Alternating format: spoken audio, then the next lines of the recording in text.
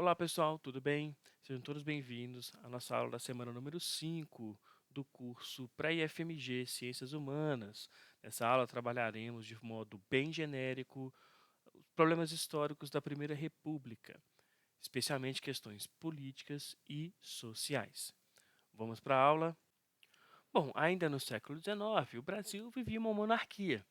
E essa monarquia passava por alguns conflitos, por alguns processos de deslegitimação. Ou seja, essa monarquia perdeu a sua força política ao longo dos séculos XIX, especialmente a partir da década de 1870. Em primeiro lugar, os militares voltaram muito fortes da Guerra do Paraguai, mas não tiveram, segundo os próprios militares, um reconhecimento que gostariam.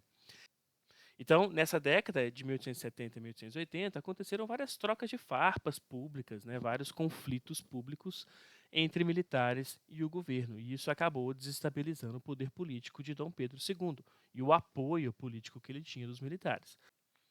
Bom, de um modo semelhante, né, o governo também teve um conflito com a Igreja Católica, especialmente a partir do momento em que a Igreja Católica aqui no Brasil, começou a tentar colocar em prática uma bula papal, publicada em 1864, que previa a perseguição à maçonaria. Então, o Império Brasileiro não viu com bons olhos essa aplicação dessa bula papal, né, no país, né? Então, existiu alguns conflitos, alguns padres foram perseguidos e presos, e esse conflito se resolveu depois, né, no encontro, inclusive, com Dom Pedro e o Vaticano. Mas a relação de Dom Pedro II com a Igreja Católica, com o alto clero, foi fragilizada depois deste evento. E ainda na década de 1870, a gente tem o nascimento dos republicanos, que vão se organizar em diversos jornais, diversas associações, buscando aí uma pauta política pública pela instituição da República no Brasil.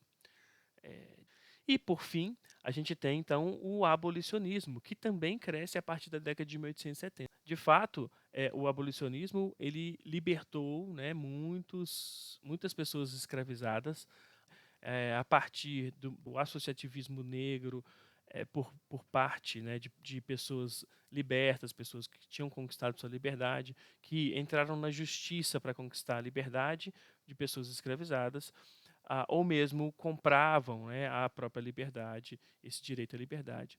Outros casos um pouco menores foi um processo em que os próprios fazendeiros passaram, né, a assinar a alforria, cartas de alforrias, ou seja, assinar a liberdade às pessoas que trabalhavam na condição de escravidão em suas fazendas ao longo do país. Só que a partir dessas crises políticas que já existiam, a abolição foi, de certa forma, o que se chamou de pá de cal, ou seja, foi a morte, né, o enterro desse regime monárquico.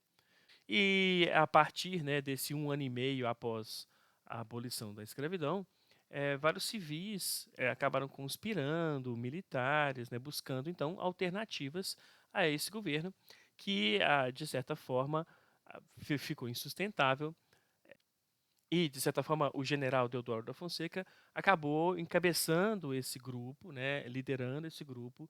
Ele não era exatamente o momento em que ele queria, mas ele foi forçado a ser esse líder, digamos assim, e eles deram um golpe de Estado no sentido de que eles tomaram a frente do ministério, né, demitiram, né, o Visconde de Ouro Preto, que era um ministro na época, e a família real se encontrava em outra cidade, eles ocuparam a sede do governo e proclamaram, né, essa república. Mas essa notícia ela foi chegando aos poucos, né, no mês de novembro, nos municípios no interior do Brasil. Mas a república então se instaurou, com esse golpe de Estado que colocou ali no governo provisório o general Deodoro da Fonseca. Mas essa república estava em disputa. Qual república seria essa? Seria uma república democrática no estilo francês, no estilo dos Estados Unidos, uma república mais forte, mais centralizada, né, em líderes militares, por exemplo. Então, essa disputa aconteceu ali na década de 1890 e estava em jogo esses três, pelo menos, projetos republicanos. Ou seja, grupos, pessoas que se organizaram em torno desse jacobinismo republicano francês, que via, né, a necessidade da República ter um governo forte, em que o Estado controlasse, por exemplo, a educação, a saúde pública, e por isso ele deveria ser laico, ou seja, sem intervenção da Igreja Católica, e que teria participação direta, né, da população, uma participação mais ativa dos sujeitos, do cidadão. Outro projeto era do liberalismo estadunidense, que tinha, né, o federalismo, ou seja, a autonomia dos estados frente ao governo central, ao governo federal. Tinha uma defesa das liberdades individuais como um pilar dessa república, e que essa democracia não seria a participação ativa, mas sim uma participação no voto, uma participação na representatividade. A terceira proposta de república, que foi a que mais venceu, digamos assim, é a proposta positivista.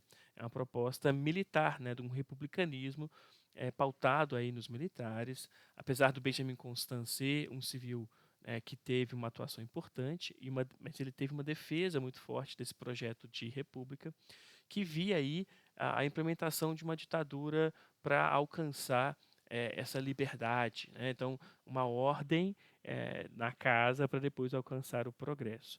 De fato, se a gente for ver como é que foi essa república ao longo do tempo, né, a gente vê alguns elementos desse processo. Por exemplo, o federalismo ele acompanhou essa nova república. O Estado laico foi importante para essa nova república. Quer dizer, a nova república estabeleceu, por exemplo, o registro civil do casamento. Então, existem elementos aí dessas três frentes nessa nova república.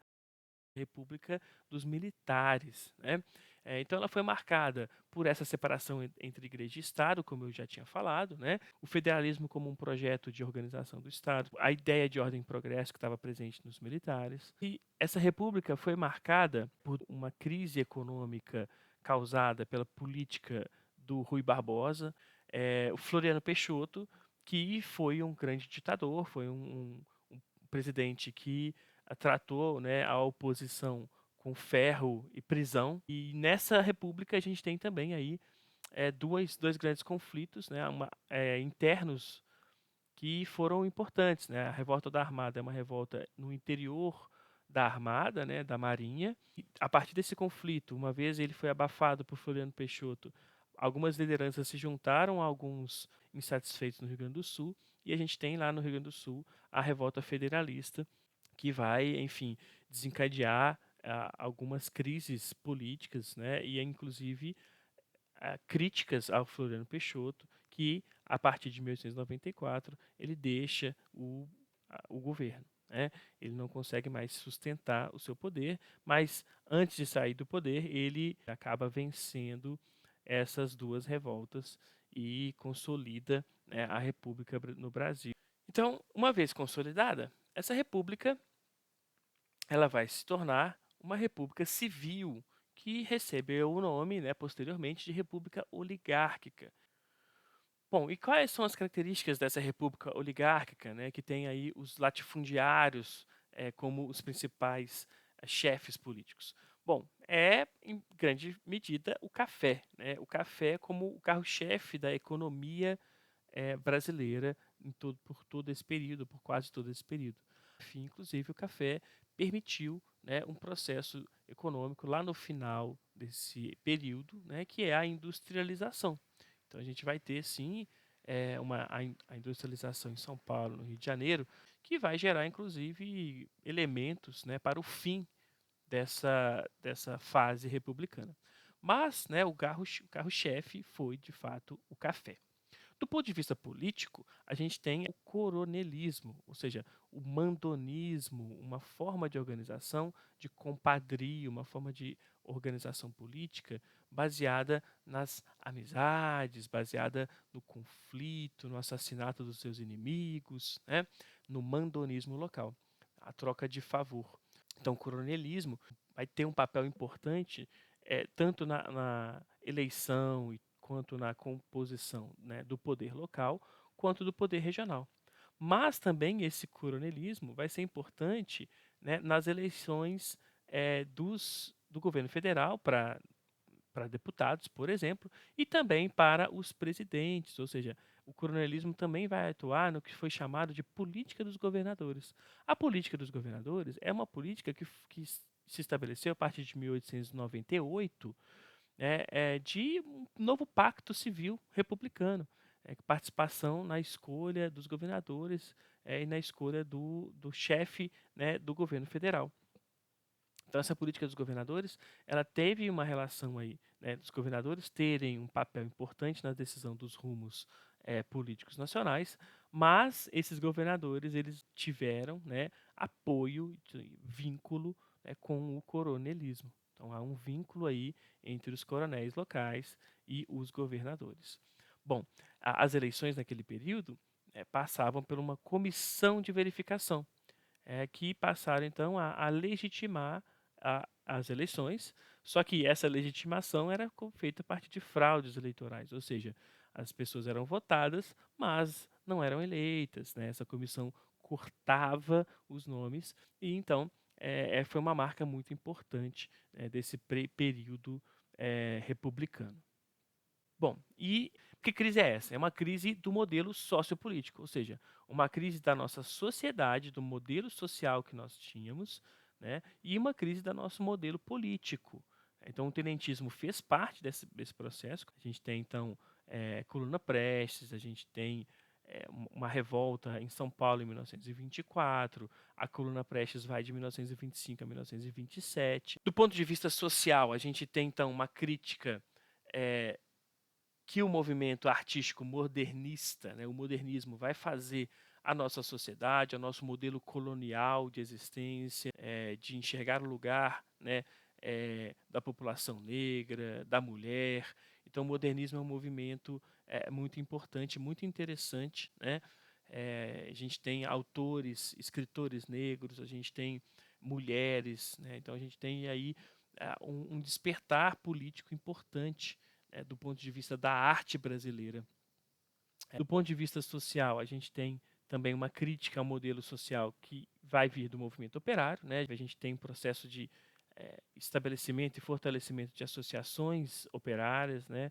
Dos sindicatos, que vão atuar como uma alternativa política, né? Como uma luta, como pessoas que vão lutar, né, pelo direito do trabalhador. Então, a gente tem também o nascimento, por exemplo, do Partido Comunista Brasileiro, em 1922, que vai atuar aí como um representante, né, das demandas dos trabalhadores em algumas eleições, inclusive, participando e fazendo uma tensão, né, nas eleições do Rio de Janeiro, nas eleições nacionais de 1930, por exemplo. E aí a gente tem uma crise econômica em 1929. Essa crise econômica ela tem um papel aí também de desestabilização política, de certa forma, porque o café é um dos principais atingidos, né, pela quebra da Bolsa de Nova York. E aqui no Brasil, essa quebra da Bolsa vai atingir diretamente aí a monocultura e os latifundiários brasileiros. O que acontece, né, em 29 e 30? Em 1929, né, Washington Luiz, o presidente brasileiro, ao invés de indicar, né, um representante de Minas, ele vai indicar um representante paulista, sendo que Washington Luiz também era paulista. Então isso quebra um pouco, né, a confiança das oligarquias mineiras, que vão se juntar a outras oligarquias, né, como a oligarquia carioca, Paraíba, Rio Grande do Sul, que já haviam criticado, né, essa política dos governadores, né, e vão fazer a Aliança Liberal. Bom, e essa Aliança Liberal lançou a candidatura de Vargas, né, para combater Júlio Prestes, que foi um candidato da elite paulistana, né, da elite paulista, indicado ali por Washington Luiz. Vargas perde as eleições e assume, né, essa derrota, só que os revolucionários não concordam. A Aliança Liberal não concorda, os tenentes não concordam. A Aliança Liberal, os tenentes, né, se juntaram e definiram, por uma conspiração, por uma revolução, pela necessidade de uma revolução. Então, a partir, né, do segundo semestre de 1930, esse processo de conspiração cresce e em outubro de 1930, eles depõem Washington Luiz numa revolta militar, num golpe militar que vai tirar Washington Luiz do poder, não vai deixar Júlio Prestes assumir a presidência, né, porque o novo presidente assumia no dia 15 de novembro. Então, antes, né, disso, lá no dia 3 de outubro, eles saíram de Porto Alegre rumo ao Rio de Janeiro. E no Rio de Janeiro, lá em novembro, eles fazem a deposição de Washington Luiz. Com apoio popular, e Vargas foi recebido aí nos braços do povo no Rio de Janeiro para uma nova etapa da República Brasileira. Bom, é isso, gente. Na aula de hoje, a gente viu as principais características políticas sociais da Primeira República. A gente se vê em breve. Até logo!